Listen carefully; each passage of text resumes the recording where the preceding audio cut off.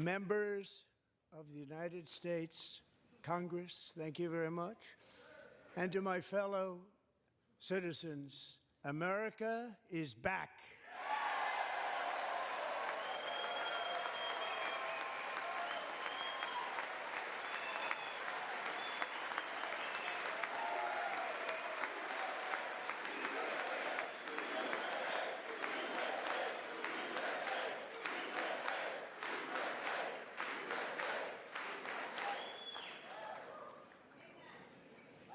6 weeks ago, I stood beneath the dome of this Capitol and proclaimed the dawn of the golden age of America. From that moment on, it has been nothing but swift and unrelenting action to usher in the greatest and most successful era in the history of our country. We have accomplished more in 43 days than most administrations accomplished in 4 years or 8 years, and we are just getting started.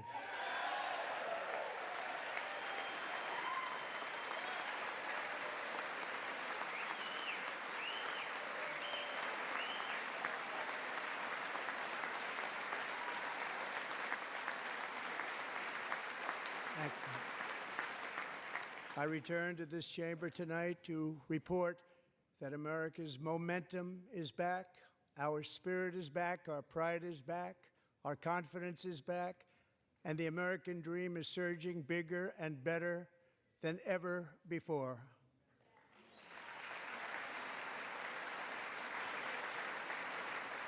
The American dream is unstoppable, and our country is on the verge of a comeback, the likes of which the world has never witnessed and perhaps will never witness again.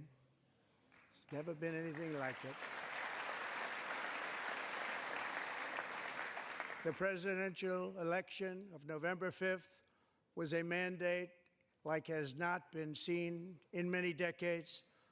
We won all 7 swing states, giving us an electoral college victory of 312 votes.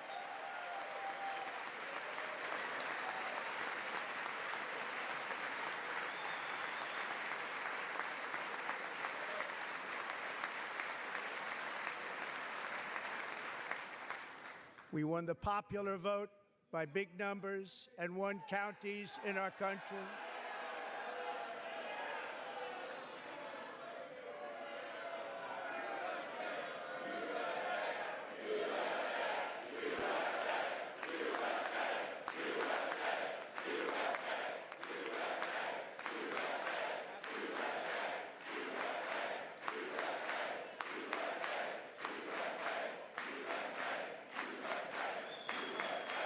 And won counties in our country, 2,700 to 525, on a map that reads almost completely red for Republican.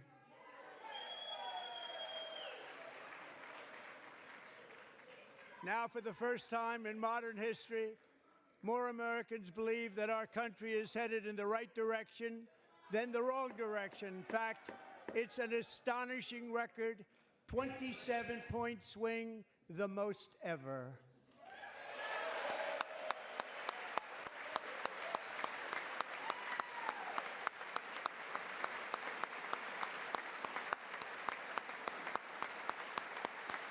Likewise, small business optimism saw its single largest one-month gain ever recorded. Mr. President. A 41-point jump.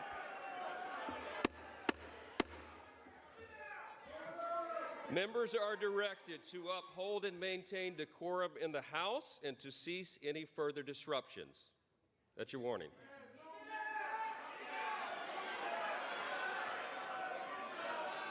Members are engaging in willful and continuing breach of decorum, and the chair is prepared to direct the Sergeant-at-Arms to restore order to the joint session.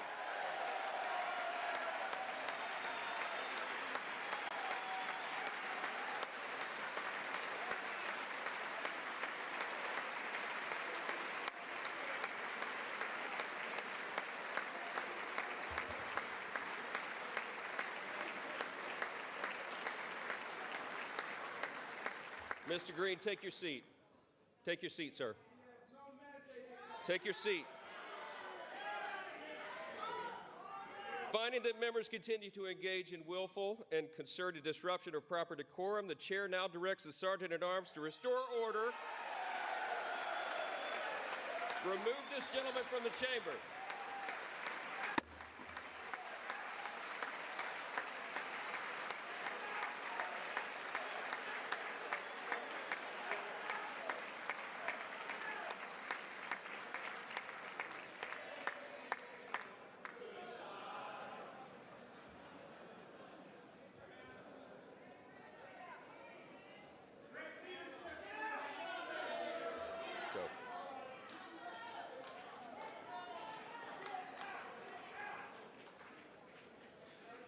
Members are directed to uphold and maintain decorum in the House. Mr. President, you continue. Thank you. Over the past 6 weeks, I have signed nearly 100 executive orders and taken more than 400 executive actions, a record to restore common sense, safety, optimism, and wealth all across our wonderful land. The people elected me to do the job, and I'm doing it.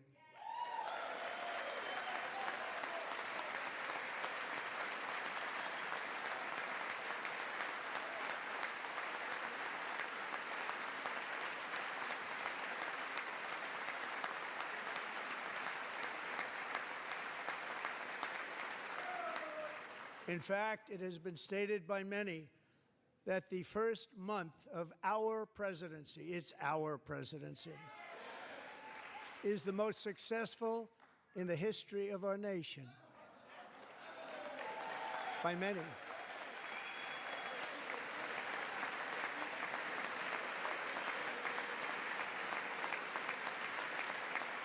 And what makes it even more impressive is that, do you know who number 2 is? George Washington. How about that? How about that? I don't know about that list, but we'll take it. Within hours of taking the oath of office, I declared a national emergency on our southern border, and I deployed the U.S. military and Border Patrol to repel the invasion of our country. And what a job they've done. As a result, illegal border crossings last month were by far the lowest ever recorded, ever.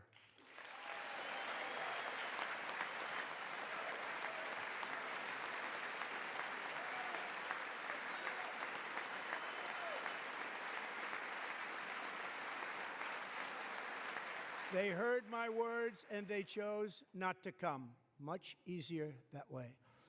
In comparison, under Joe Biden, the worst president in American history, there were hundreds of thousands of illegal crossings a month, and virtually all of them, including murderers, drug dealers, gang members, and people from mental institutions and insane asylums, were released into our country. Who would want to do that?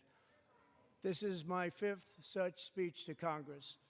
And once again, I look at the Democrats in front of me, and I realize there is absolutely nothing I can say to make them happy or to make them stand or smile or applaud. Nothing I can do. I could find a cure to the most devastating disease, a disease that would wipe out entire nations, or announce the answers to the greatest economy in history, or the stoppage of crime to the lowest levels ever recorded. And these people sitting right here will not clap, will not stand, and certainly will not cheer for these astronomical achievements. They won't do it, no matter what. Five times I've been up here. It's very sad, and it just shouldn't be this way.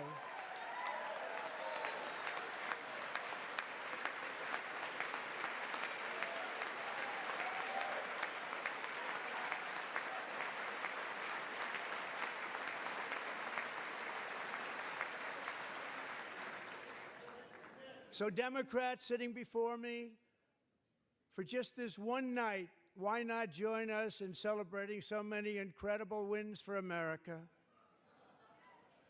For the good of our nation, let's work together and let's truly make America great again.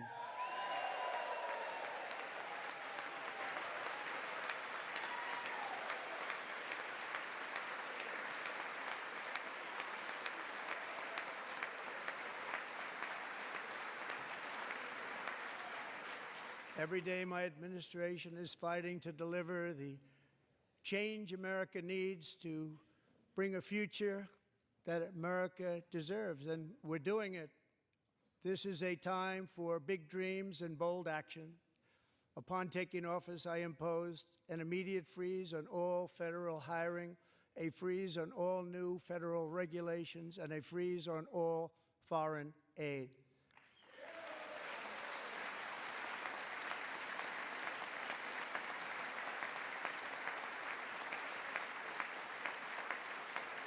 I terminated the ridiculous Green New Scam. I withdrew from the unfair Paris Climate Accord, which was costing us trillions of dollars that other countries were not paying. I withdrew from the corrupt World Health Organization.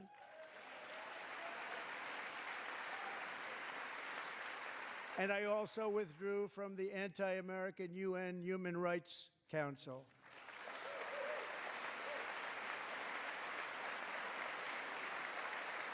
We ended all of Biden's environmental restrictions that were making our country far less safe and totally unaffordable. And importantly, we ended the last administration's insane electric vehicle mandate, saving our auto workers and companies from economic destruction.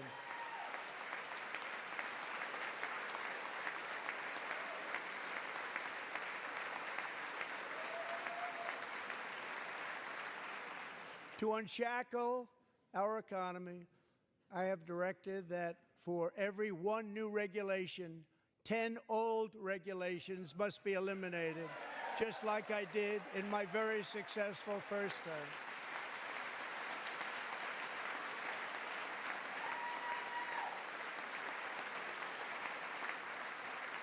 And in that first term, we set records on ending unnecessary rules and regulations like no other president had done before.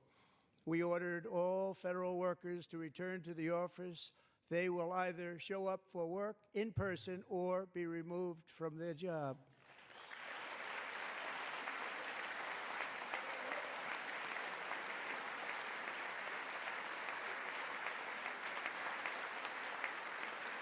And we have ended weaponized government where, as an example, a sitting president is allowed to viciously prosecute his political opponent, like me.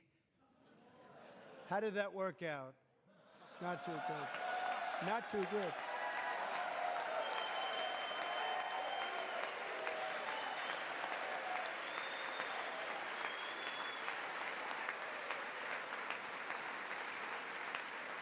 And I have stopped all government censorship and brought back free speech in America. It's back.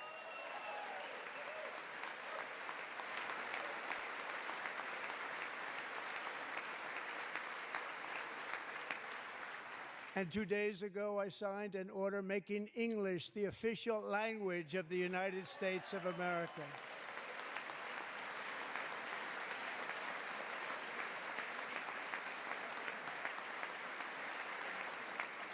I renamed the Gulf of Mexico the Gulf of America.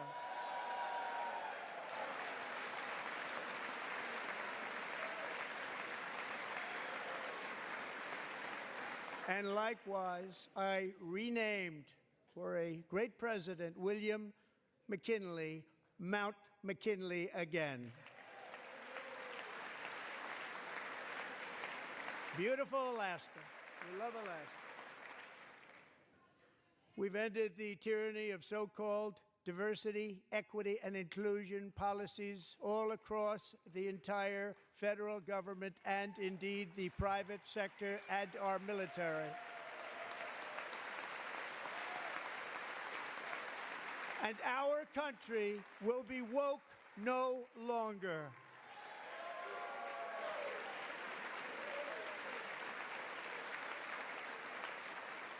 We believe that whether you are a doctor, an accountant, a lawyer, or an air traffic controller.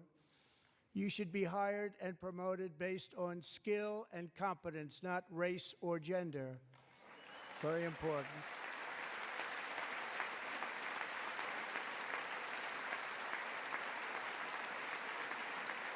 You should be hired based on merit.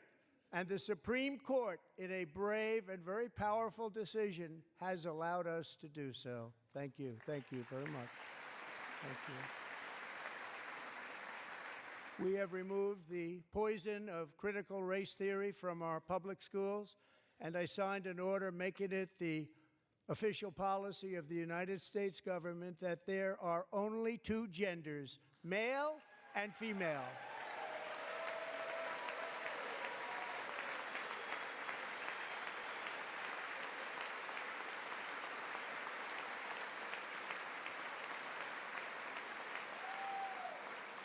I also signed an executive order to ban men from playing in women's sports.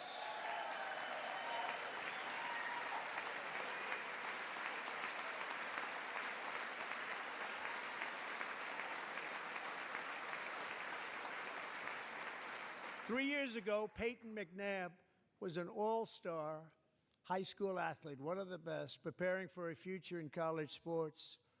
But when her girls' volleyball match was invaded by a male, he smashed the ball so hard in Peyton's face, causing traumatic brain injury, partially paralyzing her right side, and ending her athletic career. It was a shot like she's never seen before. She's never seen anything like it. Peyton is here tonight in the gallery, and Peyton, from now on, schools will kick the men off the girls' team, or they will lose all federal funding.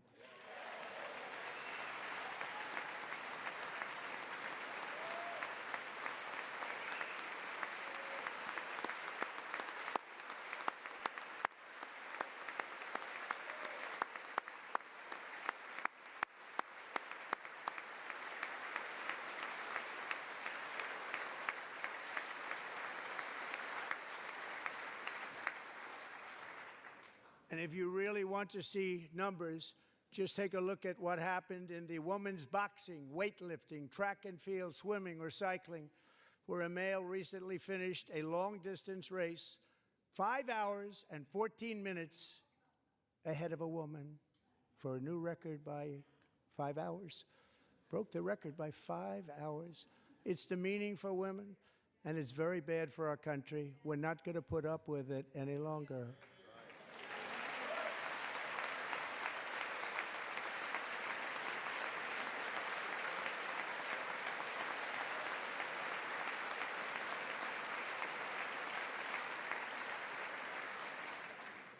What I have just described is only a small fraction of the common sense revolution that is now, because of us, sweeping the entire world. Common sense has become a common theme, and we will never go back. Never. Never going to let that happen. Among my very highest priorities is to rescue our economy and get dramatic and immediate relief to working families.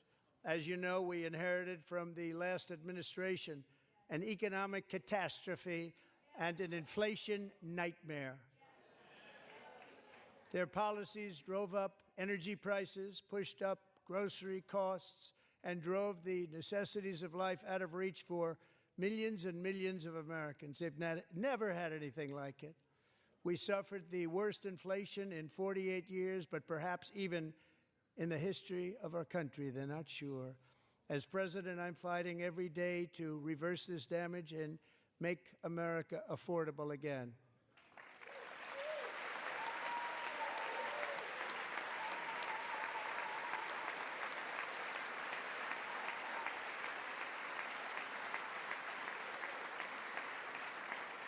Joe Biden especially let the price of eggs get out of control. The egg price is out of control, and we're working hard to get it back down. Secretary, do a good job on that. You inherited a total mess from the previous administration. Do a good job.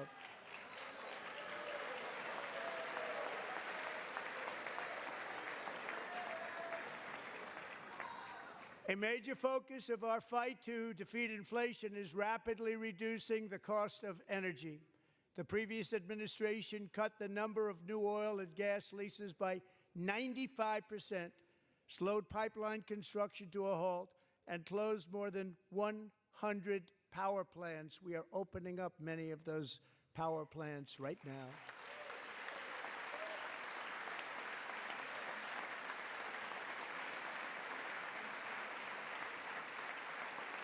And frankly, we have never seen anything like it. That's why on my first day in office, I declared a national energy emergency. As you've heard me say many times, we have more liquid gold under our feet than any nation on earth, and by far. And now I fully authorize the most talented team ever assembled to go and get it. It's called Drill, Baby, Drill.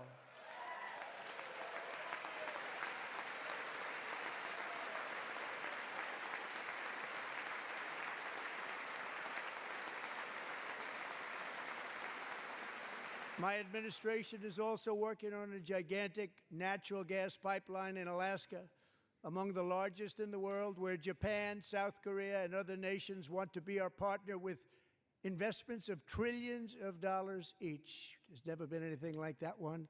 It will be truly spectacular. It's all set to go. The permitting is gotten. And later this week, I will also take historic action to dramatically expand production of critical minerals and rare earths here in the USA.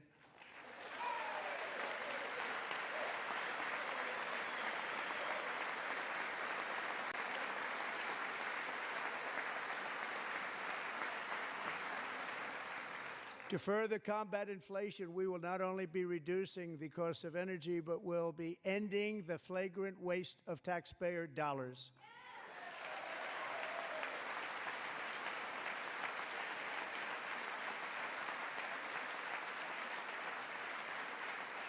And to that end, I have created the brand new Department of Government Efficiency, GOG.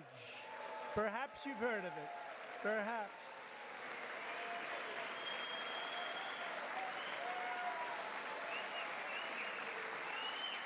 Which is headed by Elon Musk, who is in the gallery tonight.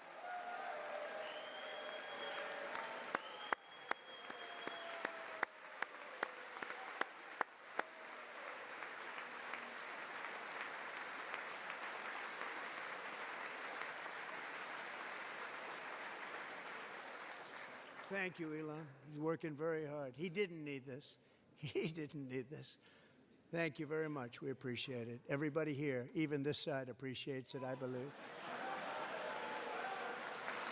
They just don't want to admit that. Just listen to some of the appalling waste we have already identified.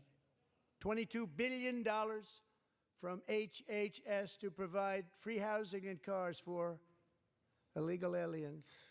$45 million for diversity, equity, and inclusion scholarships in Burma. $40 million to improve the social and economic inclusion of sedentary migrants. Nobody knows what that is. $8 million to promote LGBTQI+ in the African nation of Lesotho, which nobody has ever heard of. $60 million for indigenous peoples and Afro-Colombian empowerment in Central America. $60 million. $8 million for making mice transgender.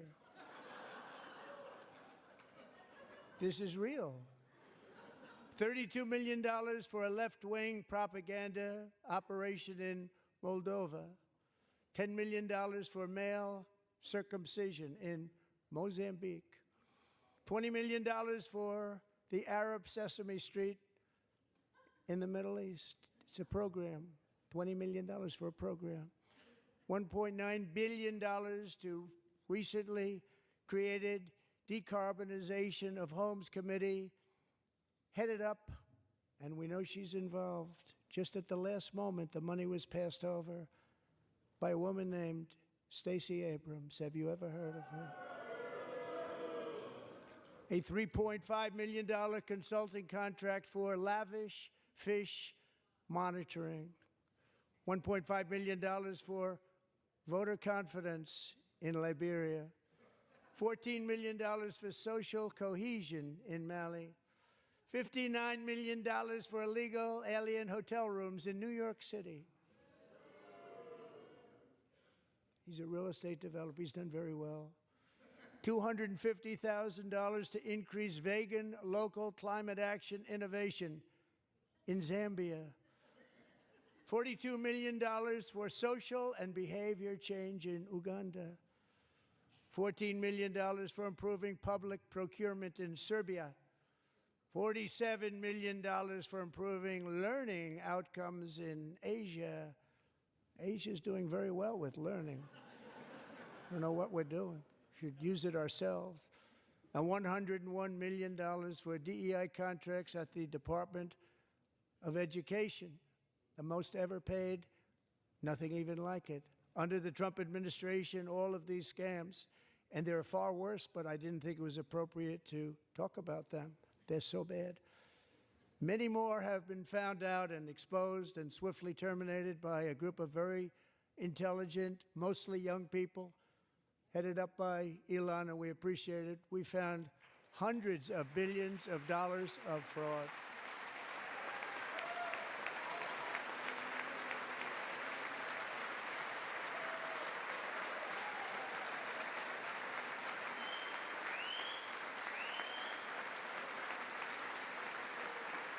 And we've taken back the money and reduced our debt to fight inflation and other things. Taken back a lot of that money. We got it just in time. This is just the beginning. The Government Accountability Office, a federal government office, has estimated annual fraud of over $500 billion in our nation, and we are working very hard to stop it. We're going to. We're also identifying shocking levels of incompetence and probable fraud in the Social Security program for our seniors, and that our seniors and people that we love rely on.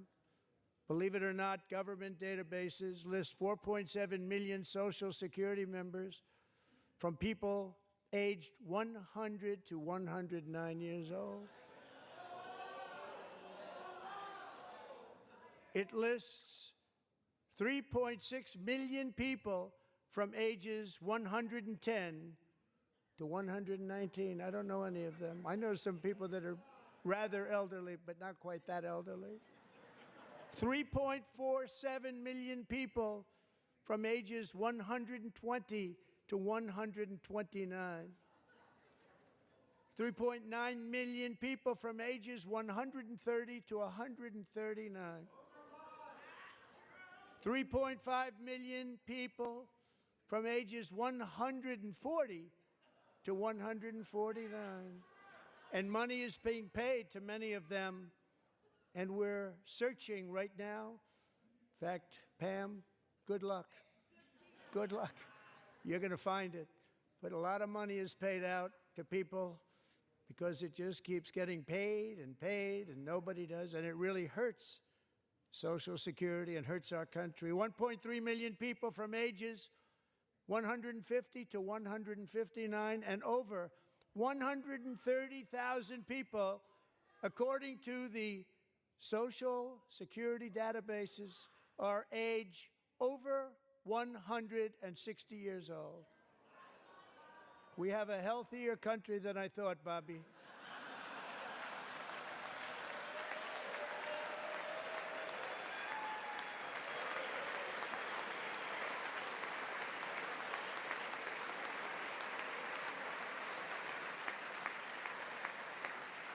Including, to finish, 1,039 people between the ages of 220 and 229, one person between the age of 240 and 249, and one person is listed at 360 years of age.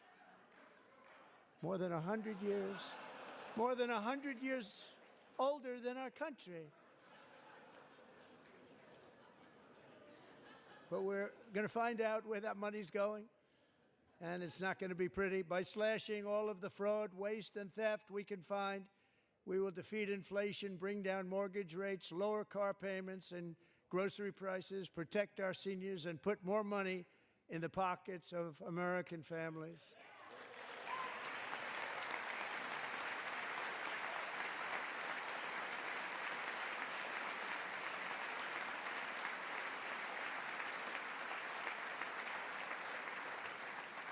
And today, interest rates took a beautiful drop, big, beautiful drop. It's about time.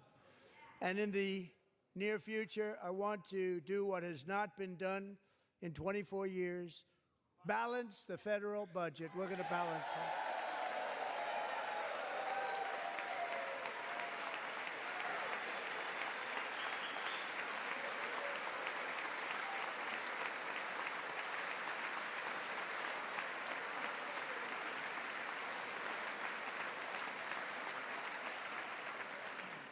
With that goal in mind, we have developed in great detail what we are calling the Gold Card, which goes on sale very, very soon. For $5 million, we will allow the most successful job-creating people from all over the world to buy a path to U.S. citizenship. It's like the green card, but better and more sophisticated. And these people will have to pay tax in our country. They won't have to pay tax from where they came. The money that they've made, you wouldn't want to do that, but they have to pay tax, create jobs. They'll also be taking people out of colleges and paying for them so that we can keep them in our country instead of having them being forced out. Number one, at the top school, as an example, being forced out and not being allowed to stay and create tremendous numbers of jobs and great success for a company out there. So while we take out the criminals, killers, traffickers, and child predators who are allowed to enter our country under the open border policy of these people, the Democrats, the Biden administration, the open border insane policies that you've allowed to destroy our country, we will now bring in brilliant, hardworking, job-creating people. They're going to pay a lot of money, and we're going to reduce our debt with that money.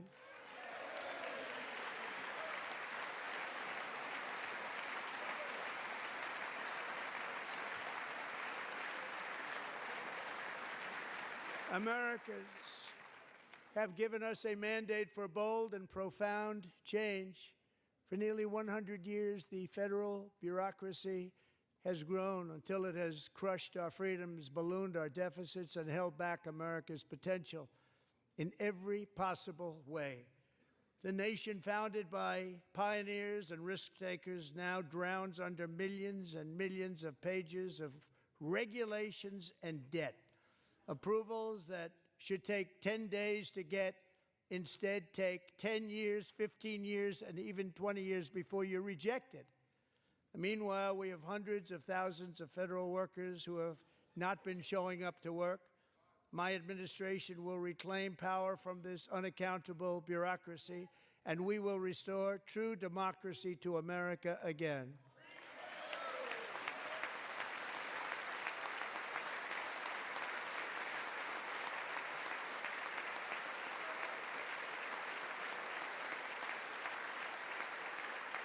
And any federal bureaucrat who resists this change will be removed from office immediately.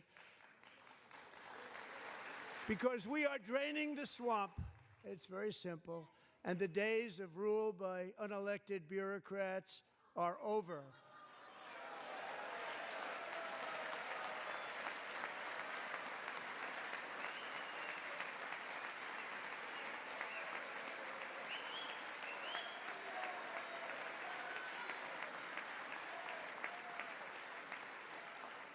And the next phase of our plan to deliver the greatest economy in history is for this Congress to pass tax cuts for everybody. They're in there. They're waiting for you to vote. And I'm sure that the people on my right, I don't mean the Republican right, but my right here, I'm sure you're going to vote for those tax cuts, because otherwise I don't believe the people will ever vote you into office. So I'm doing you a big favor by telling you that. But I know this group is going to be voting for the tax.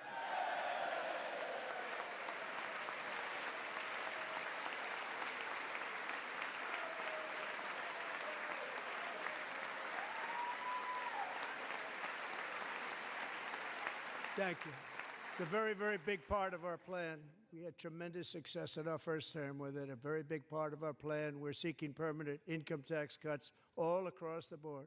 And to get urgently needed relief to Americans hit especially hard by inflation, I'm calling for no tax on tips, no tax on overtime, and no tax on Social Security benefits for our great seniors. Good luck.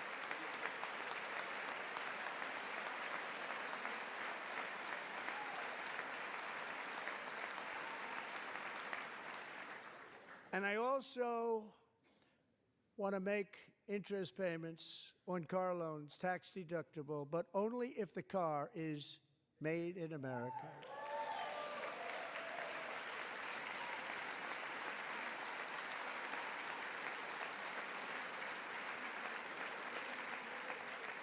And by the way, we're going to have growth in the auto industry like nobody's ever seen. Plants are opening up all over the place. Deals are being made.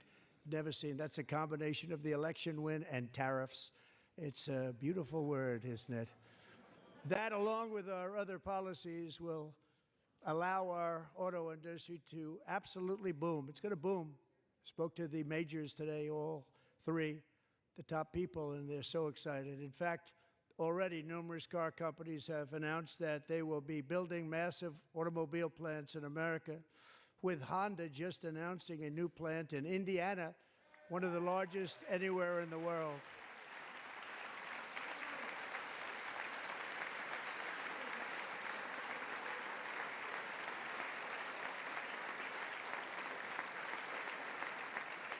And this has taken place since our great victory on November 5th, a date which will hopefully go down as one of the most important in the history of our country.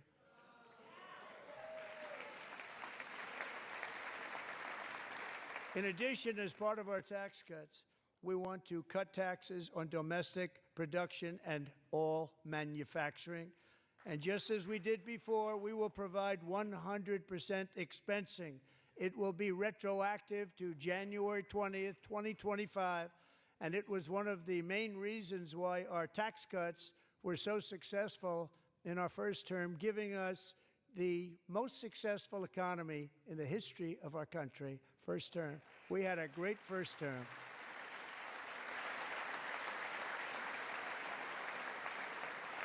If you don't make your product in America, however, under the Trump administration, you will pay a tariff, and in some cases, a rather large one.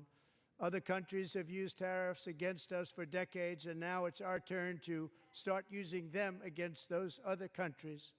On average, the European Union, China, Brazil, India, Mexico, and Canada, have you heard of them? And countless other nations charge us tremendously higher tariffs than we charge them. It's very unfair. India charges us auto tariffs higher than 100%. China's average tariff on our products is twice what we charge them. And South Korea's average tariff is 4 times higher. Think of that, 4 times higher. And we give so much help militarily and in so many other ways to South Korea, but that's what happens. This is happening by friend and foe. This system is not fair to the United States and never was, and so on April 2nd, I wanted to make it April 1st, but I didn't want to be accused of April Fool's Day. That's not, just one day cost us a lot of money. But we're going to do it in April. I'm a very superstitious person. April 2nd, reciprocal tariffs kick in. And whatever they tariff us, other countries, we will tariff them. That's reciprocal, back and forth. Whatever they tax us, we will tax them. If they do non-monetary tariffs to keep us out of their market, then we will do non-monetary barriers to keep them out of our market. There's a lot of that, too. They don't even allow us in their market. We will take in trillions and trillions of dollars and create jobs like we have never seen before. I did it with China, and I did it with others, and the Biden administration couldn't do anything about it because there was so much money they couldn't do anything about it. We have been ripped off for decades by nearly every country on earth, and we will not let that happen any longer.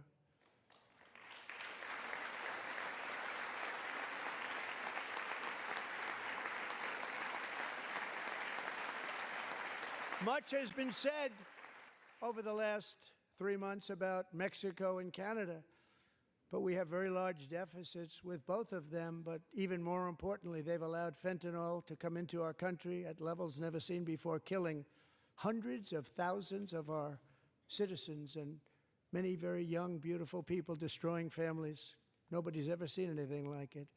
They are, in effect, receiving subsidies of hundreds of billions of dollars. We pay subsidies to Canada and to Mexico of hundreds of billions of dollars, and the United States will not be doing that any longer. We're not going to do it any longer.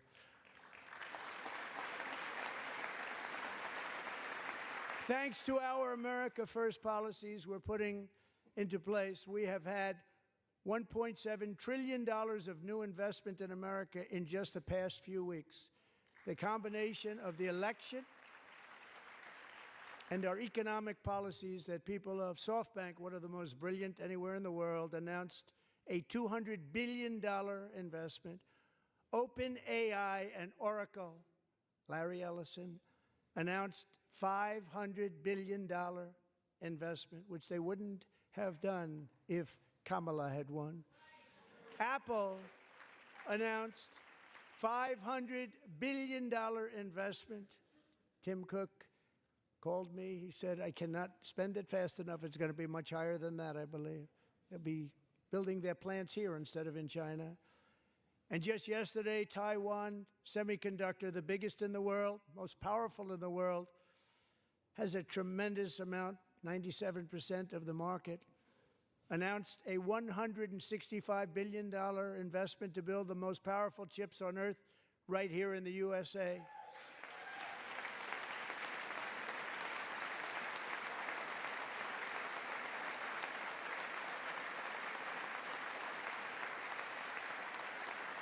And we're not giving them any money. Your CHIPS Act is a horrible, horrible thing. We give hundreds of billions of dollars, and it doesn't mean a thing. They take our money and they don't spend it.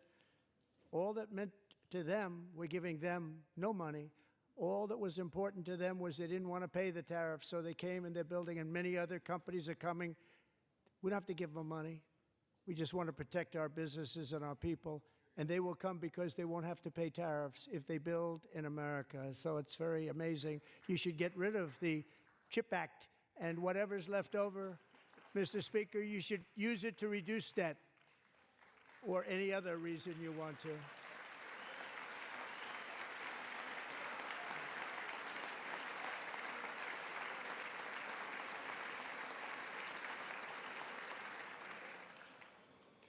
Our new trade policy will also be great for the American farmer. I love the farmer.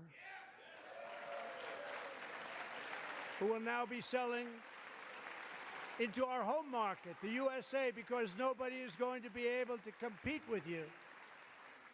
Because those goods that come in from other countries and companies, they're really, really in a bad position in so many different ways. They're uninspected. They may be very dirty and disgusting, and they come in and they pour in, and they hurt our American farmers. The tariffs will go on agricultural product coming into America, and our farmers, starting on April 2nd, it may be a little bit of an adjustment period. We had that before when I made the deal with China, $50 billion of purchases, and I said, just bear with me, and they did. They did. Probably have to bear with me again, and this will be even better. That was great. The problem with it was that Biden didn't enforce it. He didn't enforce it. $50 billion of purchases, and we were doing great, but Biden did not enforce it, and it hurt our farmers. But our farmers are going to have a field day right now. So to our farmers, have a lot of fun. I love you too. I love you too. It's all going to happen.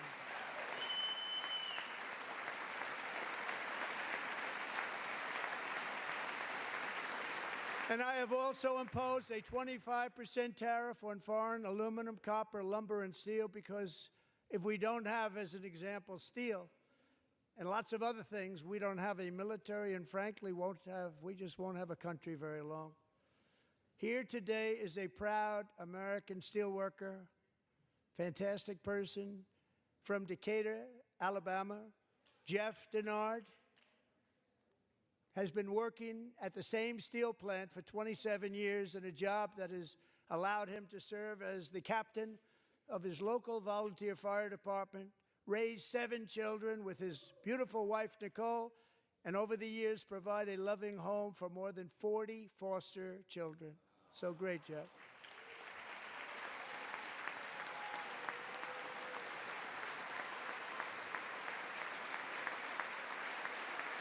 Thank you, Jeff. Thank you, Jeff.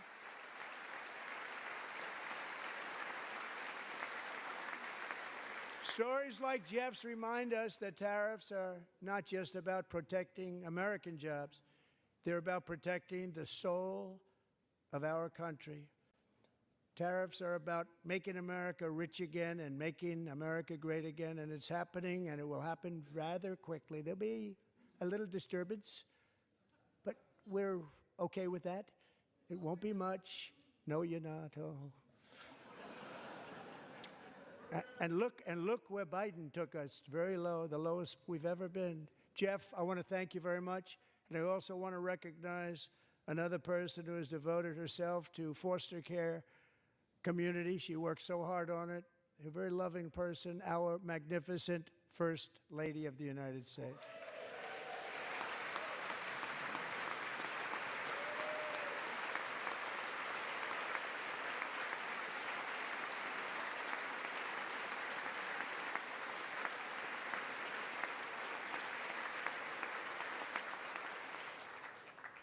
Melania's work has yielded incredible results, helping prepare our nation's future leaders as they enter the workforce. Our First Lady is joined by 2 impressive young women, very impressive. Haley Ferguson, who benefited from the First Lady's Fostering the Future initiative and is poised to complete her education and become a teacher. And Elliston Berry, who became a victim of an illicit deepfake image produced by a peer.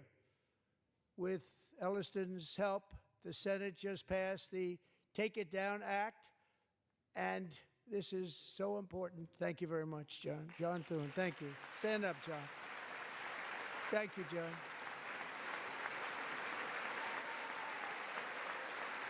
Thank you all very much.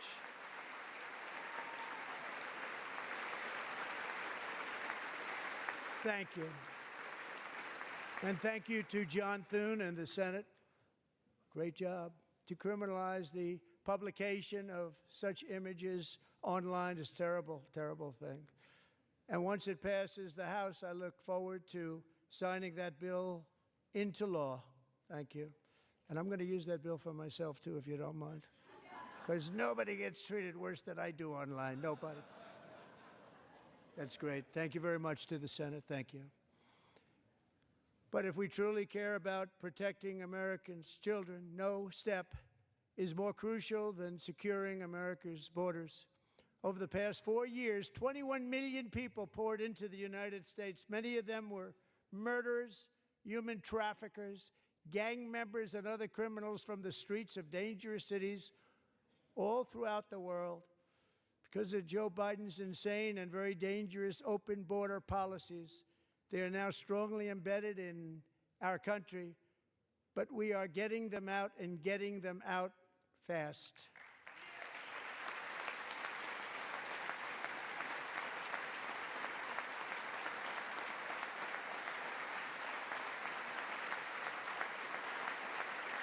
And I want to thank Tom Homan and Christy. I want to thank you and Paul of Border Patrol. I want to thank you. What a job they've all done. Everybody, Border Patrol, ICE, law enforcement in general is incredible. We have to take care of our law enforcement. Have to.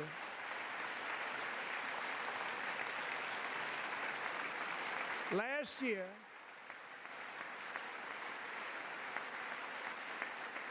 A brilliant 22-year-old nursing student named Laken Riley, the best in her class, admired by everybody, went out for a jog on the campus of the University of Georgia. That morning, Laken was viciously attacked, assaulted, beaten, brutalized, and horrifically murdered. Laken was stolen from us by a savage illegal alien gang member who was arrested while trespassing across Biden's open southern border and then set loose into the United States under the heartless policies of that failed administration. It was indeed a failed administration. He had then been arrested and released in a Democrat-run sanctuary city, a disaster, before ending the life of this beautiful young angel. With us this evening are Laken's beloved mother, Allison, and her sister, Lauren.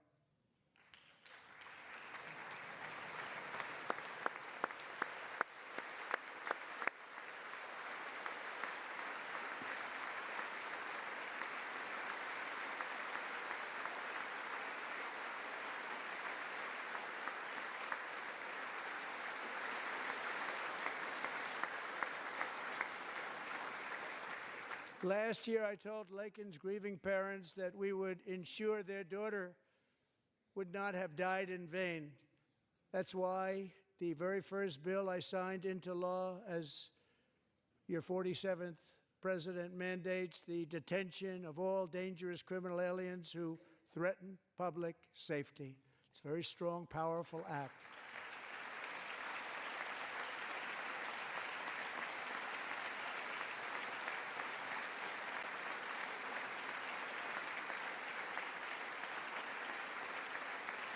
It's called the Laken-Riley Act.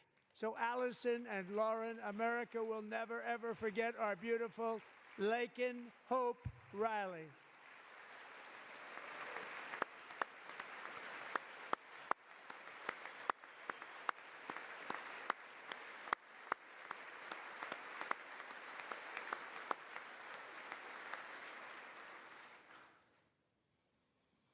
Thank you very much. Since taking office, my administration has launched the most sweeping border and immigration crackdown in American history, and we quickly achieved the lowest numbers of illegal border crossers ever recorded. Thank you.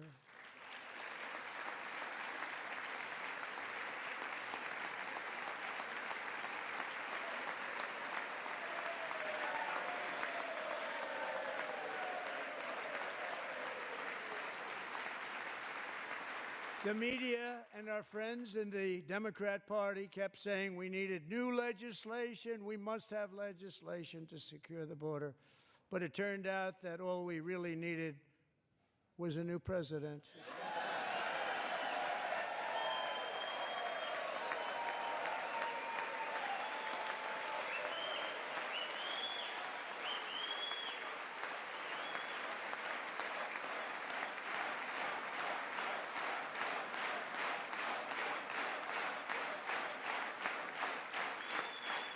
Thank you. Joe Biden didn't just open our borders, he flew illegal aliens over them to overwhelm our schools, hospitals, and communities throughout the country. Entire towns like Aurora, Colorado, and Springfield, Ohio, buckled under the weight of the migrant occupation and corruption like nobody's ever seen before. Beautiful towns destroyed. Now, just as I promised in my inaugural address, we are achieving the great liberation of America.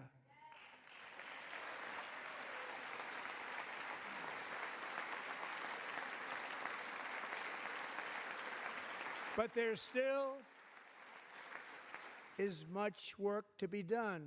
Here tonight is a woman I have gotten to know, Alexis Nungari from Houston. Wonderful woman. Last June, Alexis's 12-year-old daughter, her precious Jocelyn, walked to a nearby convenience store. She was kidnapped, tied up, assaulted for 2 hours under a bridge, and horrifically murdered. Arrested and charged with this heinous crime are two illegal alien monsters from Venezuela, released into America by the last administration through their ridiculous open border. The death of this beautiful 12-year-old girl and the agony of her mother and family touched our entire nation greatly. Alexis, I promised that we would always remember your daughter, your magnificent daughter, and earlier tonight I signed an order keeping my word to you. One thing I have learned about Jocelyn is that she loved animals so much. She loved nature. Across Galveston Bay, from where Jocelyn lived in Houston, you will find a magnificent national wildlife refuge, a pristine, peaceful, 34,000-acre sanctuary for all of God's creatures on the edge of the Gulf of America. Alexis, moments ago, I formally renamed that refuge in loving memory of your beautiful daughter, Jocelyn. So, Mr. Vice President, if you would, may I have the order?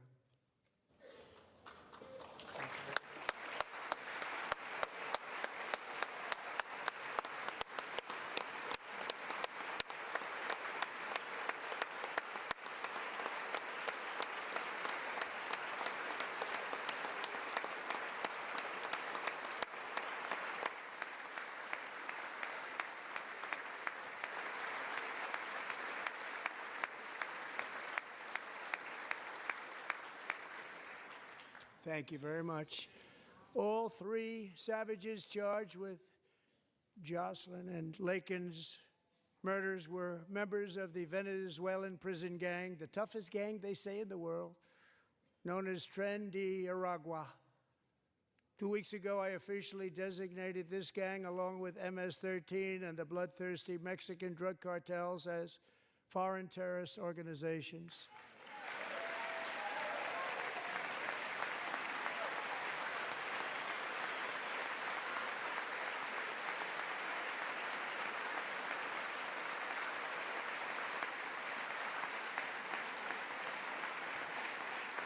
They are now officially in the same category as ISIS, and that's not good for them. Countless thousands of these terrorists were welcomed into the U.S. by the Biden administration. But now every last one will be rounded up and forcibly removed from our country, or, if they're too dangerous, put in jails, standing trial in this country, because we don't want them to come back ever. With us this evening is a warrior on the front lines of that battle, Border Patrol Agent Roberto Ortiz. Great guy.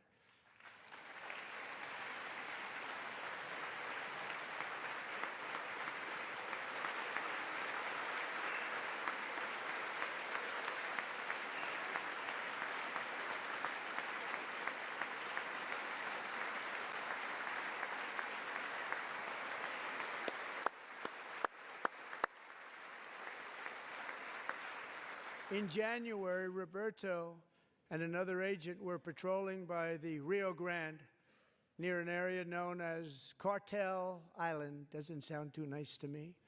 When heavily armed gunmen started shooting at them, Roberto saw that his partner was totally exposed, at great danger, and he leapt into action, returning fire and providing crucial seconds for his fellow agent to seek safety, just barely.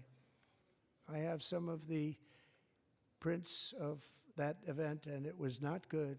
Agent Ortiz, we salute you for your great courage and for your line of fire that you took and for the bravery that you showed. We honor you, and we will always honor you. Thank you, Roberto, very much.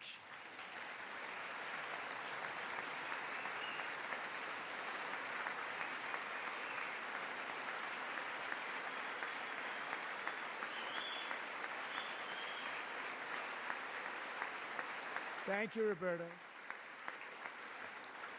And I actually got to know him on my many calls to the border. He's a great gentleman. The territory to the immediate south of our border is now dominated entirely by criminal cartels that murder, rape, torture, and exercise total control. They have total control over a whole nation. posing a grave threat to our national security. The cartels are waging war in America, and it's time for America to wage war on the cartels, which we are doing.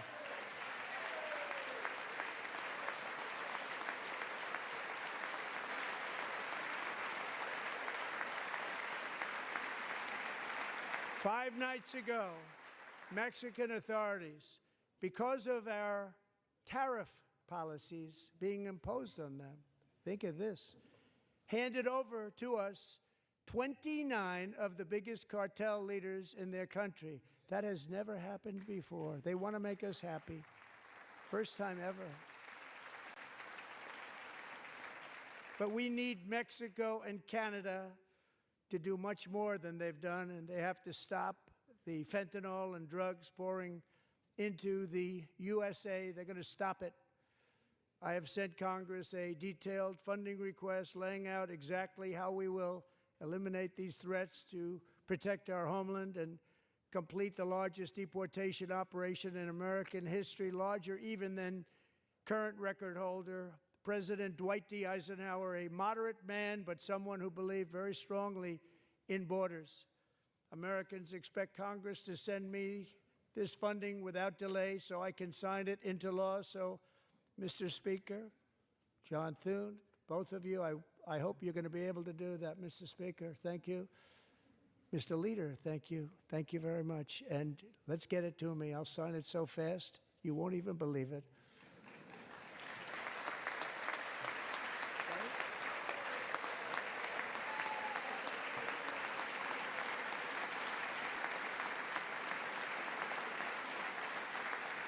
And as we reclaim our sovereignty, we must also bring back law and order to our cities and towns.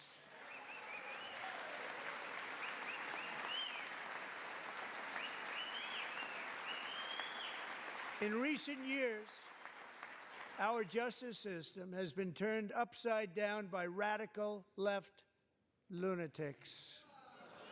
Many jurisdictions virtually ceased enforcing the law against dangerous repeat offenders while weaponizing law enforcement against political opponents like me. My administration has acted swiftly and decisively to restore fair, equal, and impartial justice under the constitutional rule of law, starting at the FBI and the DOJ. Pam, good luck. Cash, wherever you may be, good luck. Good luck. Pam Bond. Good luck. So important. Going to do a great job. Cash, thank you. Thank you, Cash.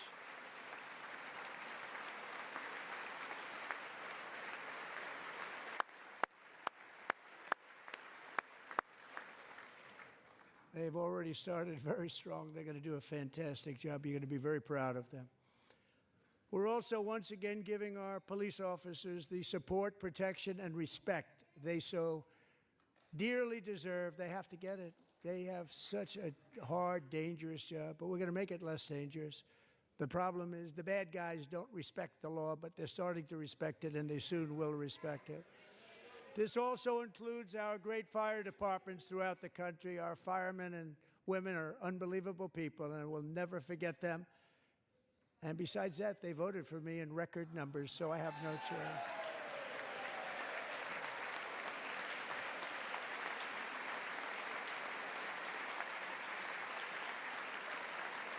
One year ago this month, 31-year-old New York police officer Jonathan Diller, unbelievably wonderful person and a great officer, was gunned down at a traffic stop on Long Island. I went to his funeral. The vicious criminal charged with his murder had 21 prior arrests, and they were rough arrests, too. He was a real bad one. The thug in the seat next to him had 14 prior arrests and went by the name of Killer. He was Killer. He killed other people, they say, a lot of them. I attended Officer Diller's service, and when I met his wife and one-year-old son, Ryan, it was very inspirational, actually. His widow's name is Stephanie, and she is here tonight. Stephanie, thank you very much, Stephanie. Thank you very much.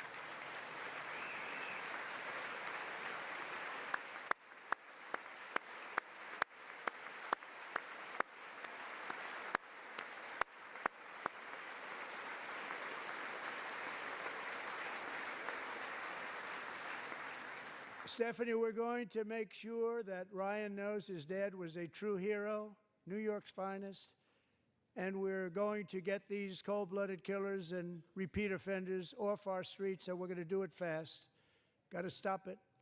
They get out with 28 arrests. They push people into subway trains. They hit people over the head, back of the head with baseball bats. We got to get them out of here. I've already signed an executive order requiring a mandatory death penalty for anyone who murders a police officer. And tonight I'm asking Congress to pass that policy into permanent law.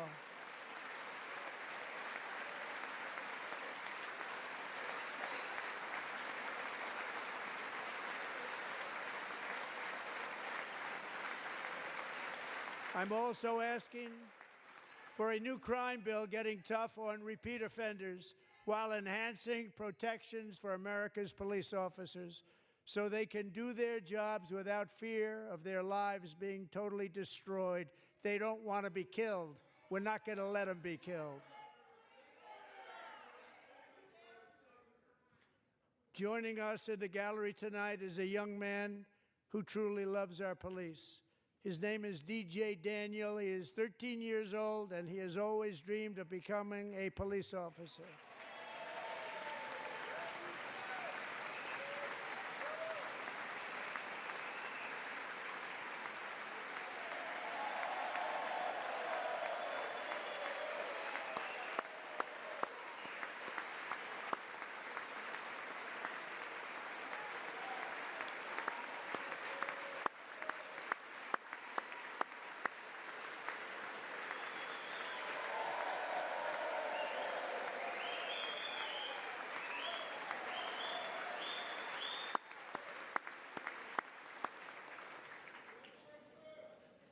But in 2018, DJ was diagnosed with brain cancer. The doctors gave him 5 months at most to live. That was more than 6 years ago.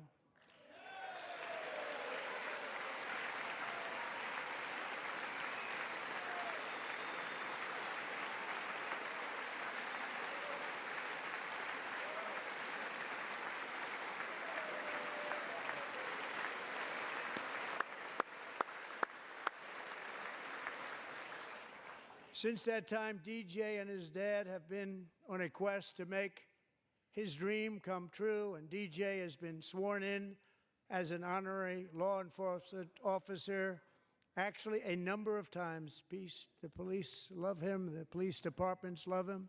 And tonight, DJ, we're going to do you the biggest honor of them all. I am asking our new Secret Service Director, Sean Curran, to officially make you an agent of the United States Secret Service.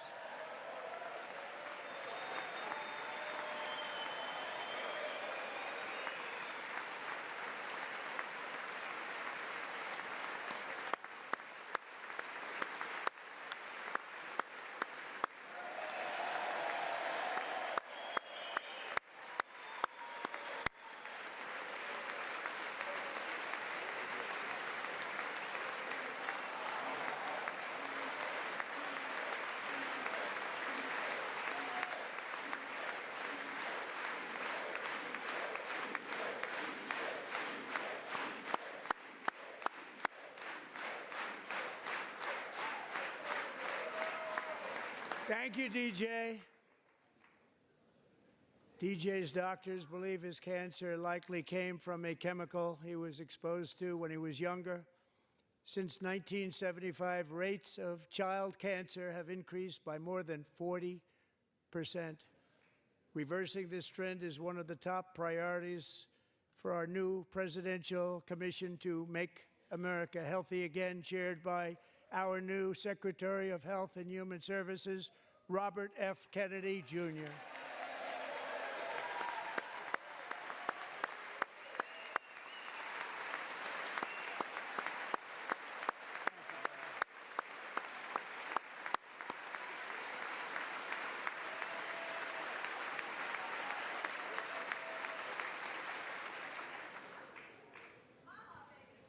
With the name Kennedy, you would have thought everybody over here would have been cheering. How quickly they forget. Our goal is to get toxins out of our environment, poisons out of our food supply, and keep our children healthy and strong. As an example, not long ago, and you can't even believe these numbers, 1 in 10,000 children had autism, 1 in 10,000, and now it's 1 in 36. There's something wrong, 1 in 36, think of that. So we're going to find out what it is, and there's nobody better than Bobby and all of the people that are working with you. You have the best to figure out what is going on. Okay, Bobby, good luck. It's a very important job. Thank you. Go get him.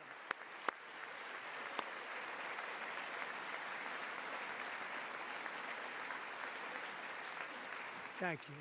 My administration is also working to protect our children from toxic ideologies in our schools.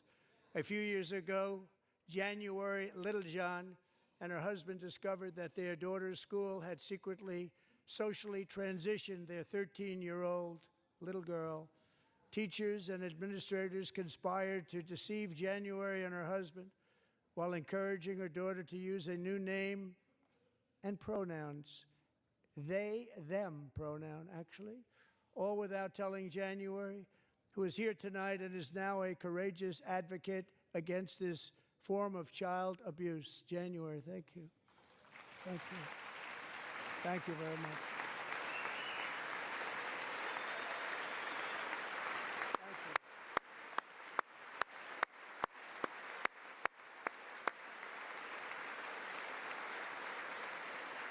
Thank you. Stories like this are why, shortly after taking office, I signed an executive order banning public schools from indoctrinating our children with transgender ideology.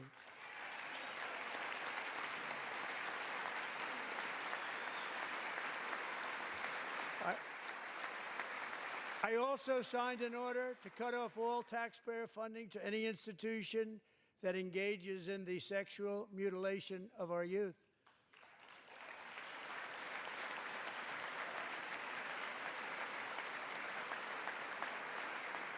And now I want Congress to pass a bill permanently banning and criminalizing sex changes on children and forever ending the lie that any child is trapped in the wrong body.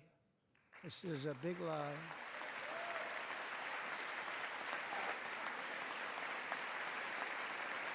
And our message to every child in America is that you are perfect exactly the way God made you.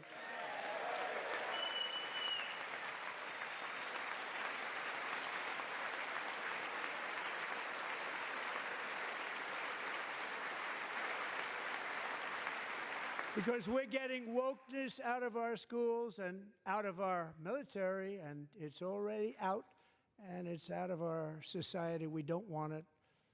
Wokeness is trouble. Wokeness is bad. It's gone. It's gone. And we feel so much better for it, don't we? Don't we feel better? Our service members won't be activists and ideologues. They will be fighters and warriors. They will fight for our country. And Pete, congratulations. Secretary of Defense, congratulations.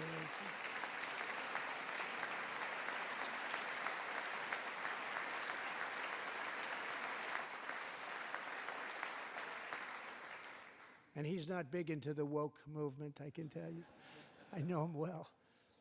I am pleased to report that in January, the U.S. Army had its single best recruiting month in 15 years, and that all armed services are having among the best recruiting results ever in the history of our services. What a difference.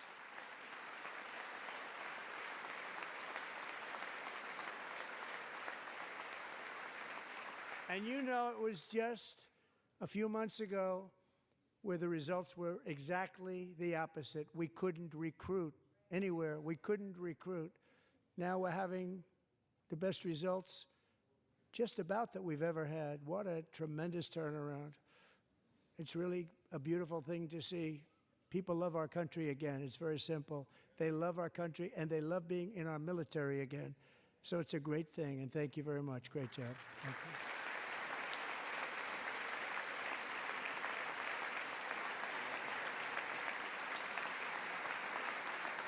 We're joined tonight by a young man, Jason Hartley, who knows the weight of that call of duty.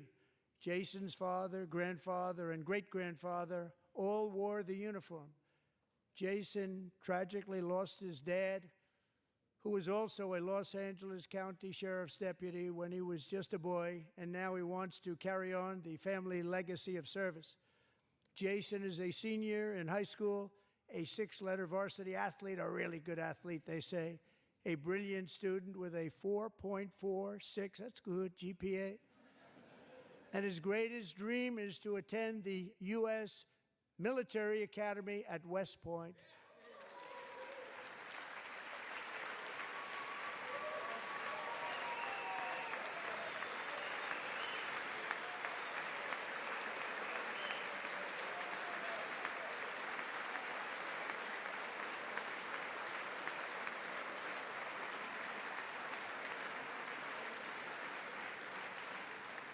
And Jason, that's a very big deal getting in. That's a hard one to get into. But I'm pleased to inform you that your application has been accepted. You will soon be joining the Corps of Cadets.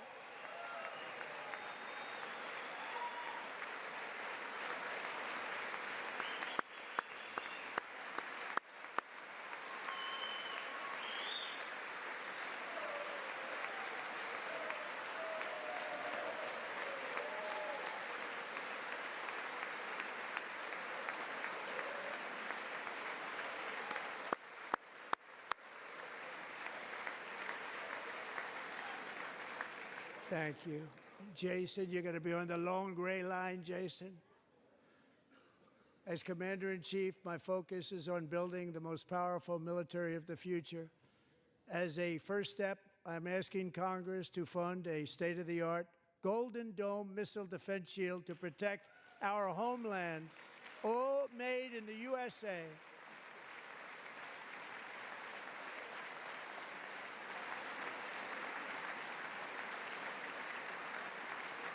And Ronald Reagan wanted to do it long ago, but the technology just wasn't there, not even close. But now we have the technology. It's incredible, actually. And other places, they have it. Israel has it. Other places have it. And the United States should have it too, right, Tim, right? They should have it too. So I want to thank you. But it's a very, very important. This is a very dangerous world. We should have it. We want to be protected, and we're going to protect our citizens like never before. To boost our defense industrial base, we are also going to resurrect the American shipbuilding industry, including commercial shipbuilding and military shipbuilding.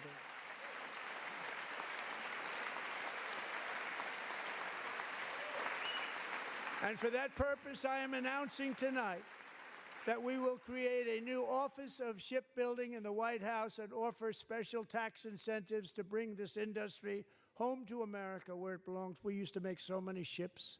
We don't make them anymore very much, but we're going to make them very fast, very soon. It will have a huge impact. To further enhance our national security, my administration will be reclaiming the Panama Canal, and we've already started doing it.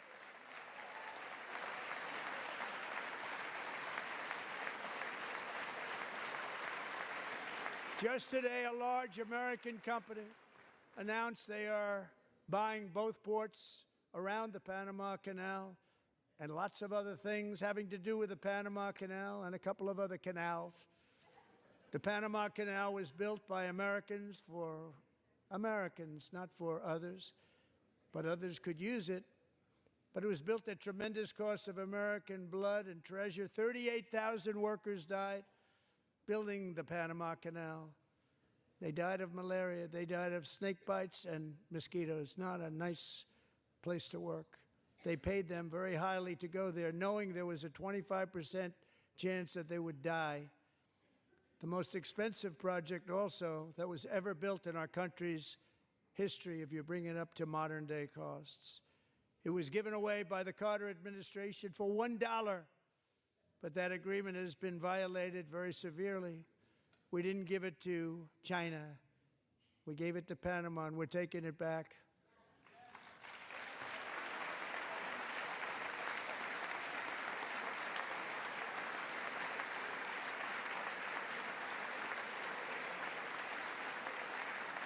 And we have Marco Rubio in charge. Good luck, Marco. Now, we know who to blame if anything goes wrong. Marco's been amazing, and he's going to do a great job. Think of it. He got 100 votes. You know, he was approved with actually 99, but the 100th was this gentleman, and I feel very certain. So let's assume he got 100 votes. And I'm either very, very happy about that or I'm very concerned about it. But he's already proven. I mean, he's a great gentleman. He's respected by everybody, and we appreciate you voting for Marco. He's going to do a fantastic job. Thank you. Thank you. He's doing a great job. Great job. And I also have a message tonight for the incredible people of Greenland. We strongly support your right to determine your own future. And if you choose, we welcome you into the United States of America. We need Greenland for national security and even international security, and we're working with everybody involved to try and get it. But we need it really for international world security. And I think we're going to get it. One way or the other, we're going to get it. We will keep you safe. We will make you rich, and together we will take Greenland to heights like you have never thought possible before. It's a very small population, but very, very large piece of land and very, very important for military security. America is once again standing strong against the forces of radical Islamic terrorism. 3.5 years ago, ISIS terrorists killed 13 American service members and countless others in the Abbey Gate bombing during the disastrous and incompetent withdrawal from Afghanistan. Not that they were withdrawing, it was the way they withdrew. Perhaps the most embarrassing moment in the history of our country. Tonight, I am pleased to announce that we have just apprehended the top terrorist responsible for that atrocity, and he is right now on his way here to face the swift sword of American justice.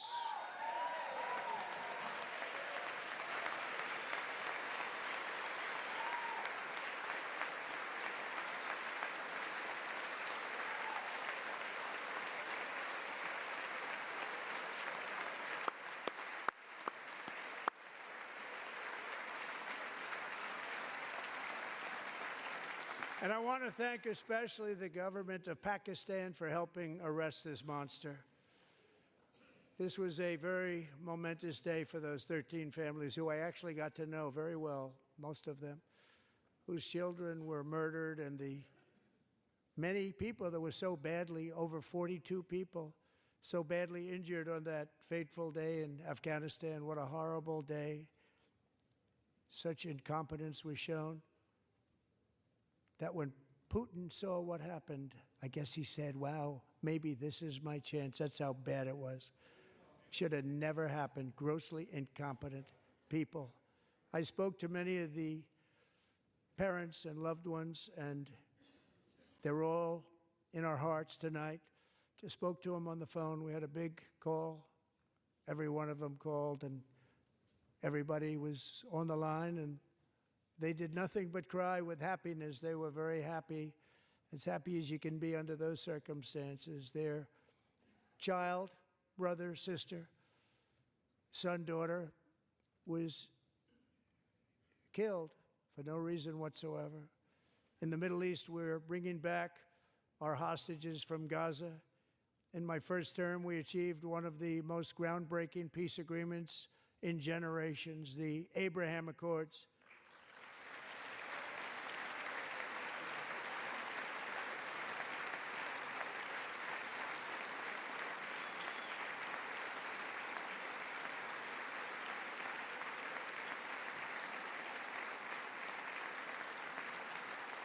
And now we're going to build on that foundation to create a more peaceful and prosperous future for the entire region. A lot of things are happening in the Middle East. People have been talking about that so much lately with everything going on with Ukraine and Russia. But a lot of things are happening in the Middle East. It's a rough neighborhood, actually. I'm also working tirelessly to end the savage conflict in Ukraine. Millions of Ukrainians and Russians have been needlessly killed or wounded in this horrific and brutal conflict with no end in sight. The United States has sent hundreds of billions of dollars to support Ukraine's defense with no security, with no anything.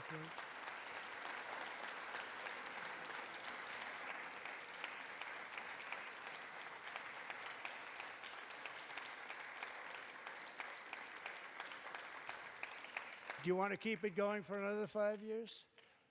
Yeah, you would say Pocahontas says yes.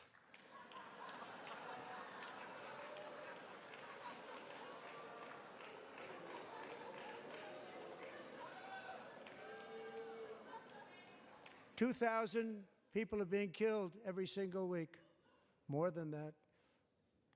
They're Russian young people. They're Ukrainian young people. They're not Americans, but I want it to stop. Meanwhile, Europe has sadly spent more money buying Russian oil and gas than they have spent on defending Ukraine, by far. Think of that. They've spent more buying Russian oil and gas than they have defending.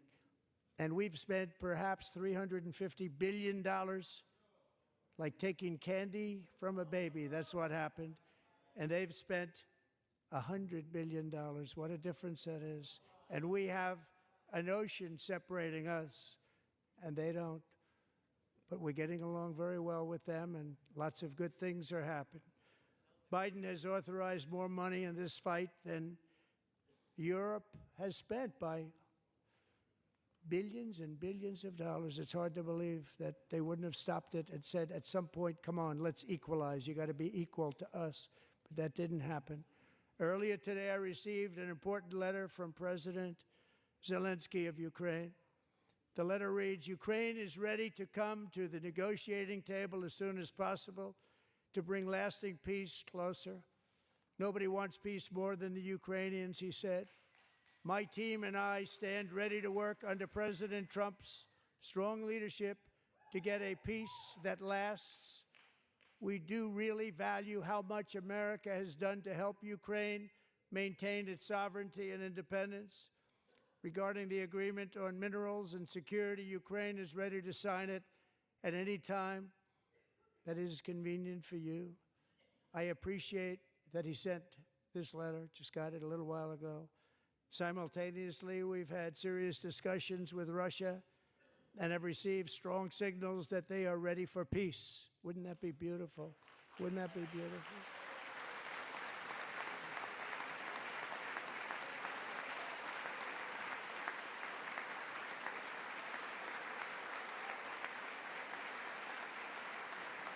Wouldn't that be beautiful?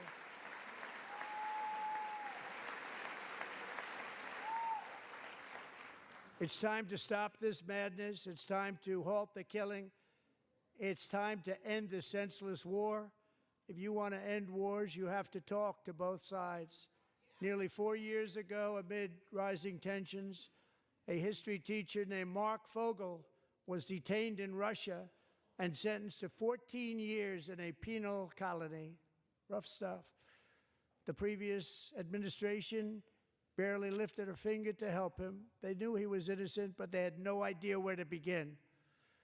But last summer, I promised his 95-year-old mother, Malphine, that we would bring her boy safely back home. After 22 days in office, I did just that, and they are here tonight.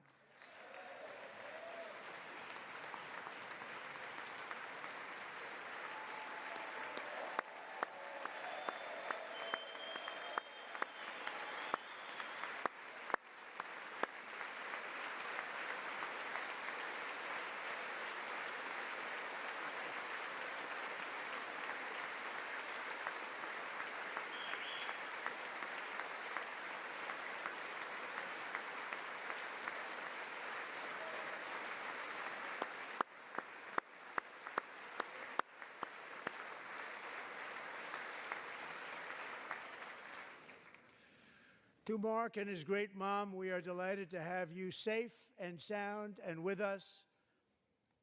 As fate would have it, Mark Fogel was born in a small rural town in Butler, Pennsylvania. Have you heard of it? Where his mother has lived for the past 78 years. I just happened to go there last July 13th for a rally.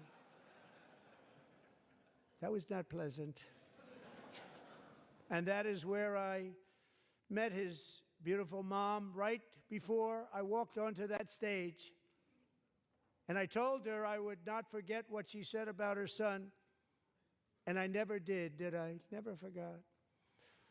Less than 10 minutes later, at that same rally, gunfire rang out, and a sick and deranged assassin unloaded 8 bullets from his sniper's perch into a crowd of many thousands of people.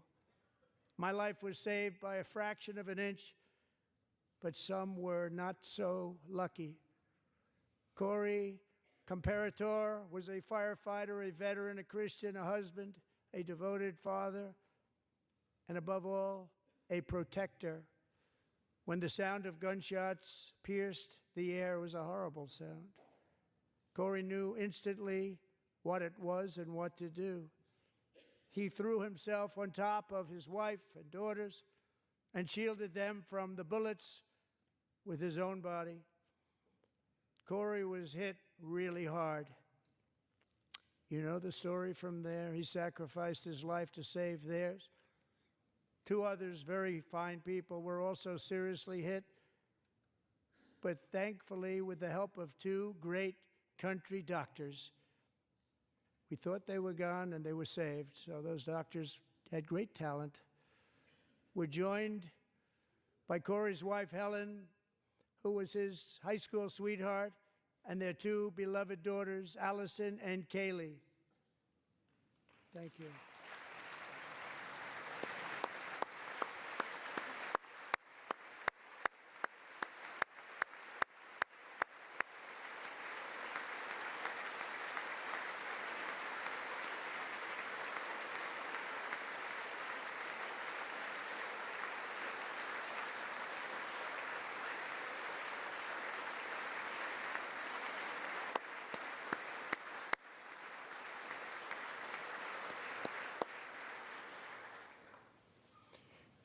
To Helen, Allison, and Kaylee, Corey is looking down on his 3 beautiful ladies right now, and he is cheering you on. He loves you. He is cheering you on. Corey was taken from us much too soon, but his destiny was to leave us all with a shining example of the selfless devotion of a true American patriot. It was love like Corey's that built our country, and it's love like Corey's that is going to make our country more majestic than ever before. I believe that my life was saved that day in Butler for a very good reason. I was saved by God to make America great again. I believe that. Thank you. Thank you.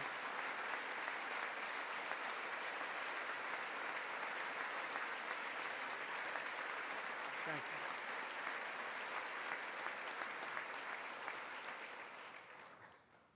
Thank you very much. From the patriots of Lexington and Concord to the heroes of Gettysburg and Normandy, from the warriors who crossed the Delaware to the trailblazers who climbed the Rockies, and from the legends who soared at Kitty Hawk to the astronauts who touched the moon, Americans have always been the people who defied all odds, transcended all dangers, made the most extraordinary sacrifices, and did whatever it took to defend our children, our country, and our freedom.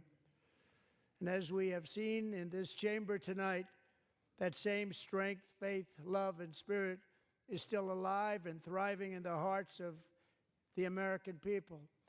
Despite the best efforts of those who would try to censor us, silence us, break us, destroy us, Americans are today a proud, free, sovereign, and independent nation that will always be free, and we will fight for it till death. We will never let anything happen to our beloved country, because we are a country of doers, dreamers, fighters, and survivors. Our ancestors crossed a vast ocean, strode into the unknown wilderness and carved their fortunes from the rock and soil of a perilous and very dangerous frontier. They chased our destiny across a boundless continent. They built the railroads, laid the highways, and graced the world with American marvels like the Empire State Building, the mighty Hoover Dam, and the towering Golden Gate Bridge. They lit the world with electricity, broke free of the force of gravity, fired up the engines of American industry, vanquished the communists, fascists, and Marxists all over the world, and gave us countless modern wonders sculptured out of iron, glass, and steel. We stand on the shoulders of these pioneers who won and built the modern age. These workers who poured their sweat into the skylines of our cities. These warriors who shed their blood on fields of battle and gave everything they had for our rights and for our freedom. Now it is our time to take up the righteous cause of American liberty. And it is our turn to take America's destiny into our own hands and begin the most thrilling days in the history of our country. This will be our greatest era. With God's help, over the next 4 years, we are going to lead this nation even higher, and we are going to forge the freest, most advanced, most dynamic, and most dominant civilization ever to exist on the face of this earth.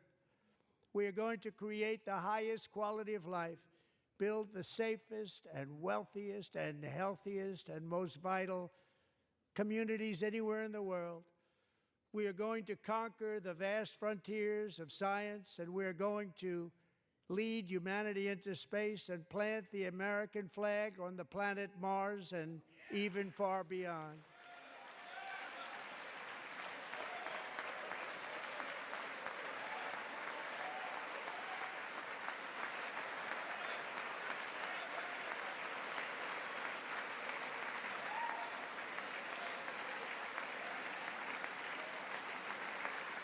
And through it all, we are going to rediscover the unstoppable power of the American spirit.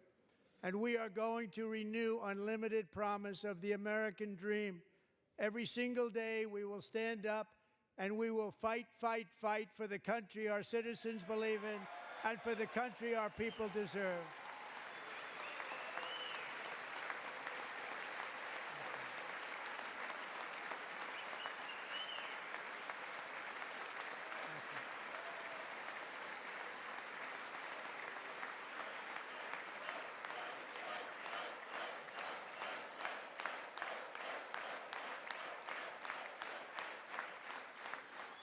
My fellow Americans, get ready for an incredible future, because the golden age of America has only just begun. It will be like nothing that has ever been seen before. Thank you, God bless you, and God bless America.